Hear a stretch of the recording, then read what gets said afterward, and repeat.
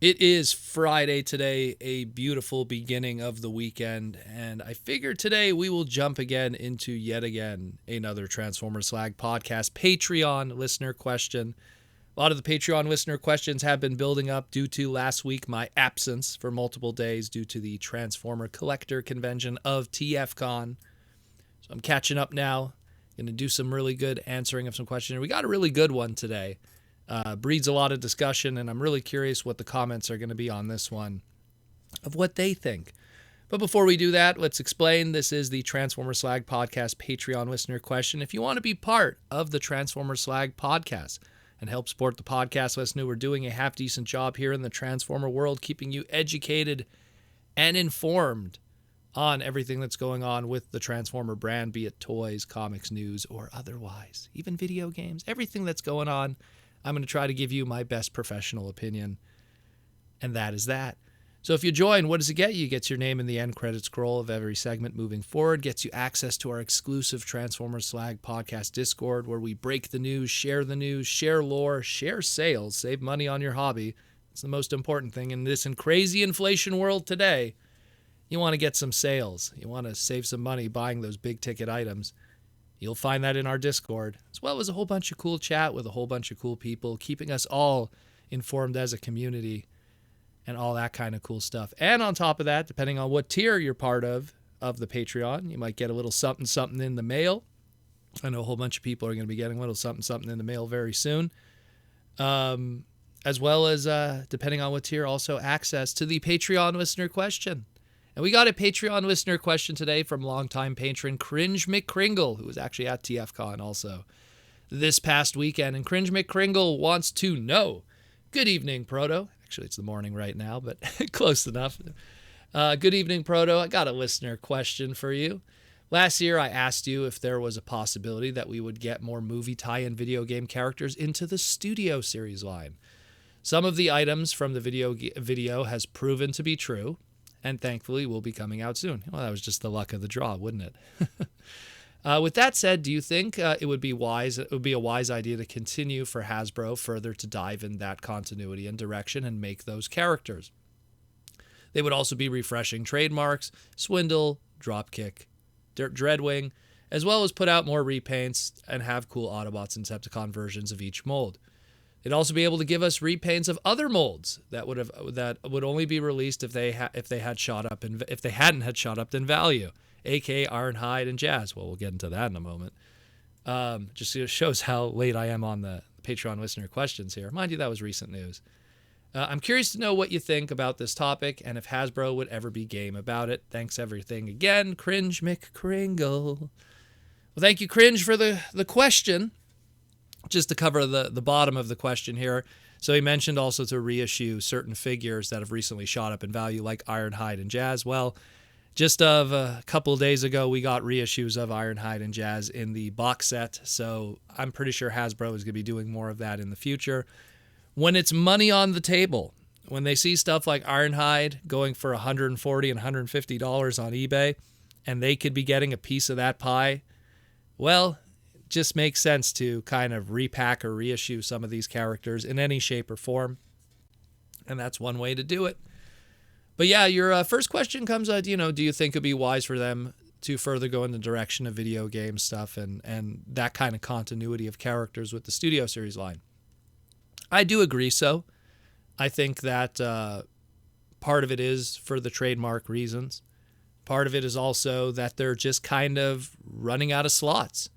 I mean, when you look at it on average, and this kind of information is 2021 and beyond. 2022 is still not done yet, but on average, every year we get about 17 to 20 Studio Series products on average, more or less. Now, of course, like I said, this average ends at 2021. In 2022, it's not over yet, so we can't really measure that. Not to mention, we have a new price point with the core class, which has now been added to the Studio Series line. So there's probably going to be more releases. And using that core class, we could also see a repeat of certain trademark characters now done in that smaller price point. We're halfway through the year of 2022, and Studio Series is already at 10 releases. And to go even further into that schedule, I mean, just with that Amazon box set or that Hasbro Pulse box set that was just announced a couple days ago, that technically bumps it up to even 15. But, again, would that have been 15 with the core class not existing, and that's a special anniversary box set thing. So the point being is, on average, we get between 17 and 20 releases a year. And that's a lot. It might not sound like a lot, but it is a lot. And considering how many figures are really left to be done or characters to be done across all the movies we've gotten thus far, not counting, let's say, 86 movie, let's just say the live action stuff, they'll be done very quickly. So obviously a Rise of the Beast coming in the horizon is going to add another chunk of characters, but I guarantee they'll probably not have more than 20 characters in that entire movie that could be turned into product. But then when you open it up to core class, you could do a big primal, you could do a small primal, you could do a big air razor, you could do a small air razor. So I think that the core class was introduced in a lot of ways to kind of keep the Studio Series line going and not have to put a whole bunch of larger screen accurate product. They could also have the smaller price point product so that it could be affordable for younger kids that want to get into the brand. Or alternatively, some fans that just, they can't afford the expensive stuff, so there's, smaller, cheaper alternatives or stuff that could be used for different kinds of scale. The core class would obviously work a lot better with, like, let's say your Devastator figure or something. So it's, it serves different purposes. But I'm kind of getting off topic in a lot of ways. But the whole point is that 17 to 20 units that exist within the next 3 years, that'll exhaust everything. Unless they really go hard on, like, Studio Series 86 and cover even background. Like, look, Studio Series 86, the launch wave had Jazz in it. No offense to Jazz, but he wasn't exactly a big part of the 86 movie. He was a much more smaller part when Moonbase 2, so, but yet he was a part of it. So, and same thing with Cliffjumper and others. So it's something that I could see them maybe leaning hard more on Generation 1 characters. But them going in the route of movie video game characters, I could also see them doing because, like you said before, there is some trademark potential there, and trademarks are a big part of the steering of what we get from year to year. And if there's no plans to do something with that Swindle trademark from a Generation 1 standpoint, from an animated standpoint, it just makes sense to go, hey, let's do, that drone character, that red car from the 2007 toy line and video game of Movie Swindle. If they have no plans to do anything with Dreadwing, be it the original G2 character or the Generation 1 character, wherever you want to go, even the Transformers Prime character, it's a good place to stick it. Now, granted, I think we do have a Dreadwing coming from the rumors and the listings and everything. So maybe that might not be the case. But again, that's the beautiful thing with these trademarks is it kind of gives us a bit of a crystal ball of where we're going to be going in the near future. And then when you even look at stuff like Dropkick and Long Arm, who are also in the video game, I don't think we'll be getting Long Arm just yet because the Long Arm trademark, Fresh Monkey Fiction recently licensed a whole bunch of Hasbro brands, and they licensed the Cops brand from Hasbro. And the Cops brand from Hasbro is where that long name trademark first originated, and they're going to be doing a long arm figure, trademarked everything, licensed by Hasbro through Fresh Monkey Fiction.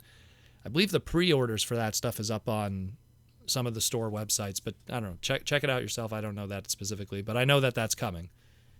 I hope that's public. Yeah, I think that's public. Yeah, I saw the pre-orders. Yeah, that's why. Anyways, point is I could see it happening. I could see them going in that direction just because there's a lot of those non-appearing movie toys. They practically existed for those trademarks, So it gives them an excuse. And again, is filler because, again, that 17 to 20 annually a year of Studio Series product is going to wipe out anything that is left at that point. Now, they could also possibly dive into alternate repaints. The movie lines also had Tuner Mudflap and, High Octane Bumblebee and all kinds of stuff. They could technically go that route too. But I just feel that would be filler on a different kind of filler. And at the end of the day, these engineers want to create new product, not just repaints. So doing a brand new swindle mold, from the ground up based off of that movie design. And then they could take that mold and they could probably have more fun with it with repaints or ideas later on.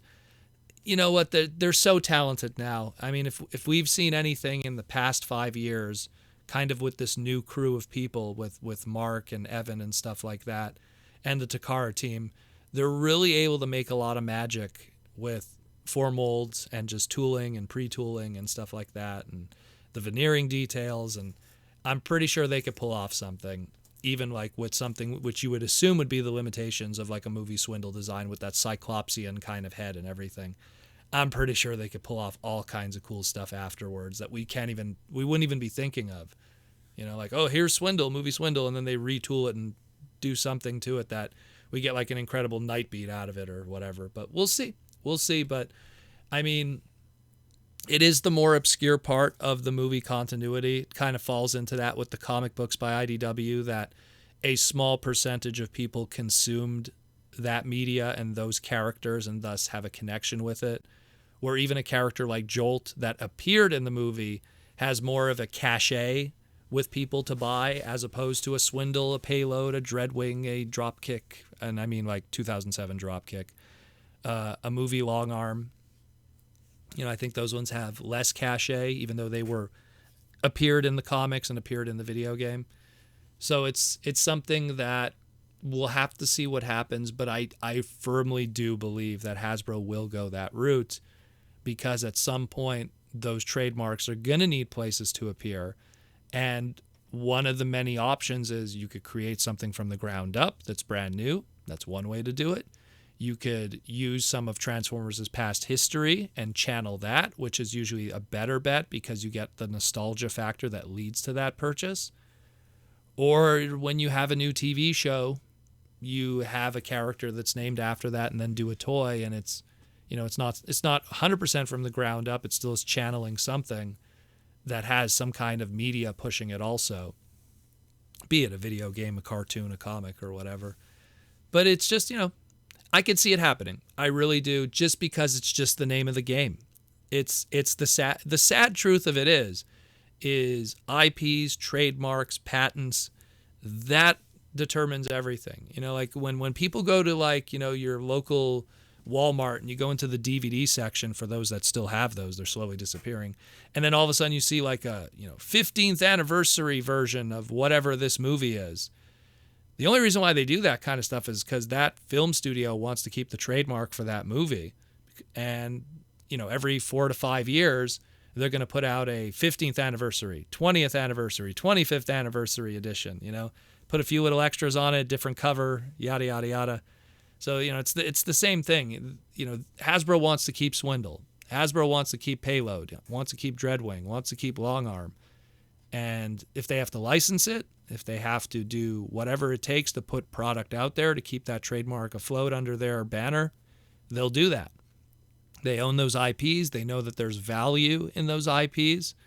And even if it's smaller tier characters, you might say to yourself like, oh, Dreadwing, like really? Like they're going to break their neck over it? To them, it means something, because one day that might be, a flagship character.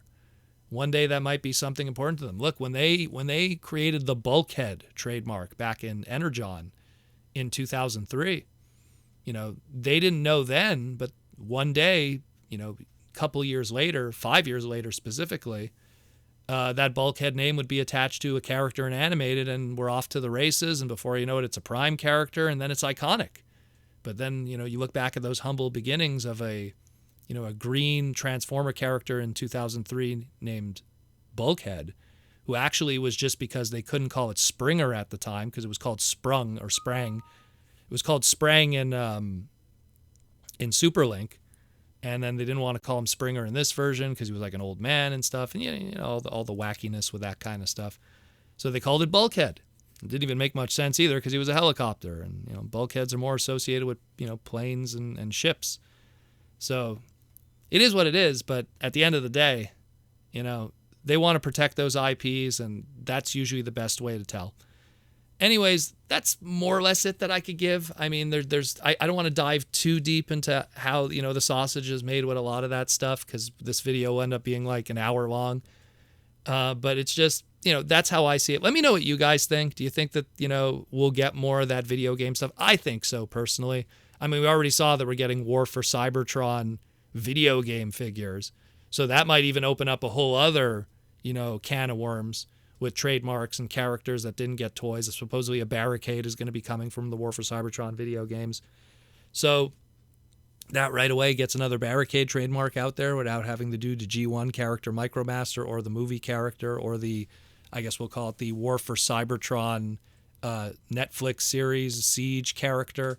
I mean, that's the beauty with this brand, is one name isn't just associated to one version. There's usually many versions, and those many versions could keep that trademark alive and keep it going. That way we don't exist in an era of where they couldn't use Bumblebee because they didn't have it, or they couldn't use Hot Rod because they didn't have it. So you had Rodimus Major, Rodimus Minor, Rodimus, Hot Rodimus, they had every name under the, at one point they couldn't use Bumblebee, and they did a PVC set, and they had to call it the Autobot Espionage 2-pack or something, with the Heroes of Cybertron set, because they didn't have Bumblebee at the time. What a world. What a world. What a world. Let me know what you think, guys, but that's just my take on it. And again, if you want to be like Cringe McCringle and be part of the Transformer Slag podcast and just support us and let us know we're doing a half-decent job in the daily Transformer news world, again, patreon.com/Protoman, or check the pinned comment or the description below. Tomorrow night, we got a Saturday night live stream back on normal schedule. I hope to see you then. And like I always say, rock out with the robots in disguise.